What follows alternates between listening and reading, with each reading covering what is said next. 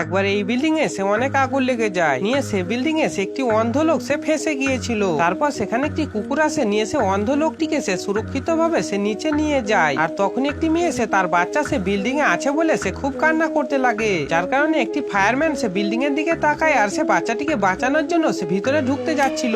আর তখনই একটি অনেক জোরে ধামাকা হয়ে যায়, যার কারণে ফায়ারম্যান সে আহত হয়ে পড়ে। নিয়ে কুকুরটি এইসব দেখছিল আর সে বাচ্চাটিকে বাঁচানোর জন্য সে বিল্ডিং এর ভিতরে চলে যায়। আর তার মালিক সে তাকে খুঁজে পায় না বলে তার খুব মন খারাপ হয়। তারপর কুকুরটি সে বাচ্চাটিকে সে সুরক্ষিত ভাবে সে বিল্ডিং থেকে বাইরে নিয়ে চলে আসে, যার কারণে বাচ্চাটির মা অনেকটা খুশি হয়ে যায়। আর তখনই একটি বিপদ সে ঘটে যায়, সে কুকুরটি সে তার মালিকের কাছে গেলে সে অজ্ঞান হয়ে পড়ে। নিয়ে সেখানে সবার সে খুব মন খারাপ হয়ে যায়, কিন্তু তার এই ভালো কাজটি করার ফলে সে পুরো পৃথিবীর মধ্যে তার সে নিউজ চলতে থাকে। আর এদিকে হসপিটালে সে কুকুরটির 5 দিন ধরে ট্রিটমেন্ট করার পরেও সে তার জ্ঞান ফেরে না। তার জন্য বাচ্চা মেয়েটি সে তাকে দেখতে আসে, নিয়ে তাকে দেখে সে খুব কান্না করতে লাগে। আর তখনই এক ফোঁটা সে চোখের জল কুকুরটির পায়ে পড়লেই সে জীবিত হয়ে যায়, যার কারণে বাচ্চাটি এই দেখে সে খুব খুশি হয়ে যায়। আর সে কুকুরটির মালিকও সে খুব খুশি হয়। তারপর হসপিটালের বাইরে সে অনেক লোক আসে আর সে কুকুরটিকে অনেক ধন্যবাদ জানায়। আর সে কুকুরটির খুব সুন্দর মূর্তি বানিয়ে সবাই সে তাকে সে স্যালুট করে।